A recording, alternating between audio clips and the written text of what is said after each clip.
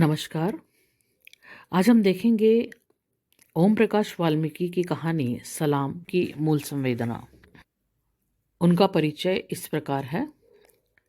दलित साहित्य के प्रतिनिधि साहित्यकारों में ओम प्रकाश वाल्मीकि का नाम उल्लेखनीय है। हिंदी में दलित साहित्य के विकास में ओम प्रकाश वाल्मीकि की महत्वपूर्ण भूमिका रही है। ओम प्रकाश वाल्मीकि का जन्म 30 जून 1950 को मुजफ्फरनगर, उत्तर प्रदेश जिले के बरला गांव में एक अछूत वाल्मीकि परिवार में हुआ। उन्होंने अपनी शिक्षा अपने गांव और देहरादून से प्राप्त की। उनका बचपन सामाजिक और आर्थिक कठिनाइयों में बीता। आरंभिक जीवन में उन्हें जो आर्थिक, सामाजिक और मानसिक कष्ट झेलने पड़े, उसकी उनके साहित्य में मुखर अभिव्यक्ति हुई है। वे कुछ समय तक महाराष्ट्र में रहे। वहाँ वे दलित लेखकों के संपर्क में आए और उनकी प्रेरणा से डॉक्टर भीमराव अंबेडकर की रचनाओं का अध्ययन किया। उससे उनकी रचना दृष्टि में बुनियादी परिवर्तन हुआ। वे देहरादून स्थित ऑर्डिनेंस फैक्ट्री में एक अधिकारी के रूप में काम करते हुए अपने पद से सेवानिवृत्त हो गए।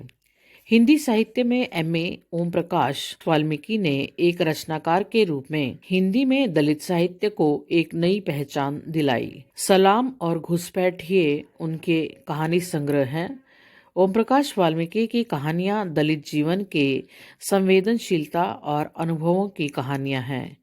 उनकी कहानियां पाठक को गहरे सामाजिक यथार्थ से साक्षात्कार कराती हैं। वर्णाश्रम व्यवस्था और जातिवाद जैसी हजारों साल की पीड़ा यदि आज भी हमारे समाज में अंधेरे कोनों में दुबकी पड़ी है, तो ओम प्रकाश वाल्मीकि की कहानियां उनके ऊपर से पर्दा उठाती हैं। ओम प्रकाश वाल्मीकि की कहानियां दलितों के जीवन संघर्ष और उनकी बेचैनी के जीवंत दस्तावेज हैं। दलित जीवन की व्यथा, छटपटाहट, सरोकार उनकी कहानियों में साफ साफ दिखाई पड़ते हैं।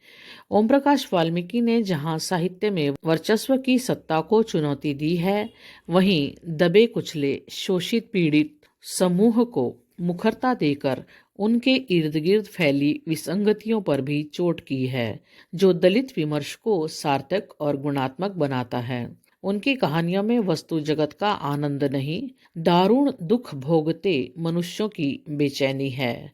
ओम प्रकाश वाल्मीकि की आत्मकथा जूठन काफी चर्चित कृति है। यह अंग्रेजी, जर्मन, स्वीडिश, पंजाबी, तमिल, मलयालम, कन्नड़, तेलुगु में अनुदित हुई है।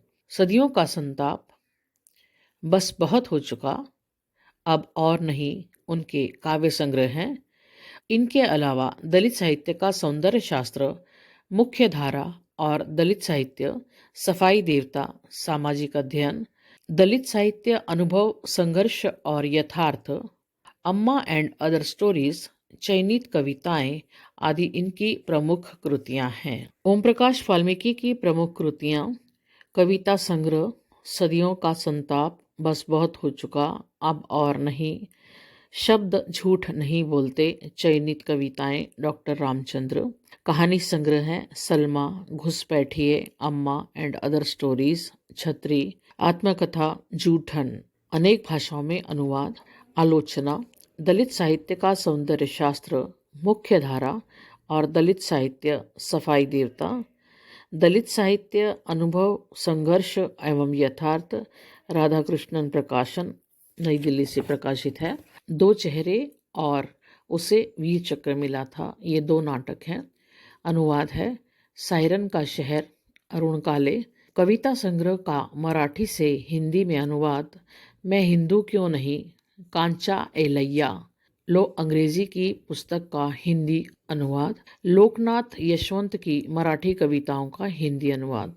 सलाम कहानी की मूल संवेदना। ओम प्रकाश वाल्मीकि द्वारा लिखित कहानी सलाम दलित और सवर्ण समाज के बीच के रिश्तों को एक नए ढंग से व्यक्त करती है। कहीं तो इनके बीच गहरी दोस्ती है और कहीं आज भी सवर्ण समाज दलितों को उनकी औकात दिखाने से बाज नहीं आता। पूरी कहानी एक ब्राह्मण पात्र कमल के इर्द गिर्द घूमती दिखाई देती है, जहां वो बचपन से ही जात पात से दूर रहकर दलित पात्र हरीश से दोस्ती करता है, भले ही उसके घर में इसकी सहमति न हो। कहानी का पूरा कथानक तथाकथित भंगी जाति से ताल्लुक रखने वाले हरीश के इर्द गिर्द घूमता है। कमल न केवल हरीश की शादी के आयोजन में बढ़ चढ़कर हिस्सा लेता है, बल्कि उसकी बारात में भी शरीक होता है। बारात देहरादून से मुजफ्फरनगर के नज़दीक एक गांव में आती है, जहां अगली सुबह चाय पीने के लिए वो गांव की चाय की दुकान पर जाता है। चाय वाले को जब ये पता चलता है कि वह यानी कमल जुम्मन चूड़े के यहाँ बारात में आया है, तो वह उसे चाय पिलाने से इनकार कर देता है, ये समझकर कि वह भी चूड़ा यानी भंगी ही होगा। चाय वाले ने वहीं से जवाब दिया, तुझे चाय ना मिलने की। चाय वाले की आवाज़ में रूखापन था, जिसे महसूस करते हुए कमल ने तीखेपन से पूछा, लेकिन क्यों? अभी थोड़ी देर पहले तो आपने कहा था चाय मिलेगी। कहा था और अब कह रहा हूँ नहीं मिलेगी, चाय वाले ने कठोरता से कहा। कमल चाय वाले के व्यवहार से चकित था, फिर भी नम्रता से बोला, लेकिन भाई साहब हुआ क्या है? क्या मैं पैसे नहीं दूंगा? चाय वाला उसके ठीक सामने उठकर खड़ा हो गया, दोनों हाथ कूल्हों पर टिकाकर सीना चौड़ा करते हुए बोला, ये पैसे शहर में जाके दिखाना। 2 पैसे हो गए जेब में तो सारी दुनिया उठाए घूमो। ये शहर नहीं गांव है, यहाँ चूड़े चमारों को मेरी दुकान में चाय ना मिलती, कहीं और जाके पियो। कमल ने साहस करके पूछा, तुम्हारी क्या जात है? चाय वाला भभक पड़ा, मेरी जात? मेरी जात से तुझे क्या लेना देना? इब चूड़े चमार आता जाता पूछने लगे, कलयुग आ गया है, कलयुग। हाँ कलयुग आ गया सिर्फ तुम्हारे लिए। तुम अपनी जात नहीं बताना चाहते हो तो सुनो, मेरा नाम कमल उपाध्याय है। उपाध्याय का मतलब जानते ही होंगे, या समझाऊं? उपाध्याय यानी ब्राह्मण। कमल ने आंखें तरेर कर कहा। चूड़ों की बारात में बामन? चाय वाला कर्कशता से हंसा। शहर में डैश बनाना, मैं तो आदमी को देखते ही पहचान लूं कि किस जात का है। चाय वाले ने शेखी बगारी। अभिजात समाज से संबद्ध कमल को दलित समझकर दलित की तरह उत्पीड़न करने की यह घटना अभिजात और दलित चेतना के द्वंद्व की ऐसी मिसाल है, जिसके आधार पर कमल जैसा गैर दलित जाति से ताल्लुक रखने वाला ब्राह्मण युवक खुद अपने ही समाज से अलगाव महसूस करता है और उत्पीड़ित होकर चेतना के धरातल पर दलित समाज के साथ स्वानुभूतिपरक अनुभव से गुजरता है। वो ये महसूस करता है कि दलित लोग किस तरह महसूस करते हैं जब उन पर इस तरह का अत्याचार होता है। इस दृष्टि से समाज के एक तबके को हाशिए पर धकेलकर उसके साथ अछूतों जैसा व्यवहार करने वाला अभिजन समाज क्या खुद अपने बनाए कटघरे में ही कैद नहीं हो जाता है?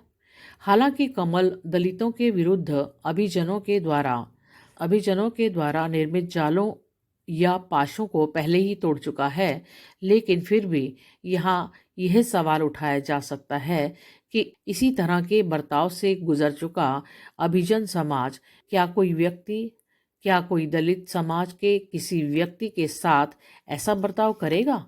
भारतीय समाज में दलितों की सामाजिक राजनीतिक स्थिति में परिवर्तन भी इसी पर निर्भर करेगा। इस कहानी में द्वंद्व एक दूसरे रूप में उभर कर सामने आता है, जब हरीश के पिता गांव देहात के एक नियम कायदे के तहत सदियों से निभाई जाने वाली एक रस्म, जिसे नवविवाहित तथाकथित दलित दूल्हा दुल्हन को गांव के अभिजन राघड़ के यहाँ सलाम पर जाना होता है और इसके एवज में उन्हें कपड़े और बर्तन मिलते हैं, को वो मानने से इनकार कर देता है। हरीश के इस कथन में कि मुझे ना ऐसे कपड़े चाहिए ना बर्तन, मैं अपरिचितों के दरवाजे पर सलाम पर नहीं जाऊंगा, जहां अभिजन समाज और दलित चेतना का द्वंद्व उभर कर सामने आता है, वहीं उसके ससुर के कथन, दामाद हो या नई नवेली दुल्हन, सलाम के लिए तो घर घर जाने का रिवाज है जो पुरखों ने बनाया था, जिसे इस तरह छोड़ देना ठीक नहीं है। गांव में रहना है, 10 ज़रूरतें हैं। अभिजन और दलित चेतना का संबंध और आश्रय भी दिखलाई देता है। दरअसल सामाजिक स्तरीकरण के अभिजन और अधीनस्थ स्वायत्त श्रेणियां नहीं है। अलग अलग समाजों में अलग अलग समूह के भीतर और उनके बीच आपसी संबंध आश्रय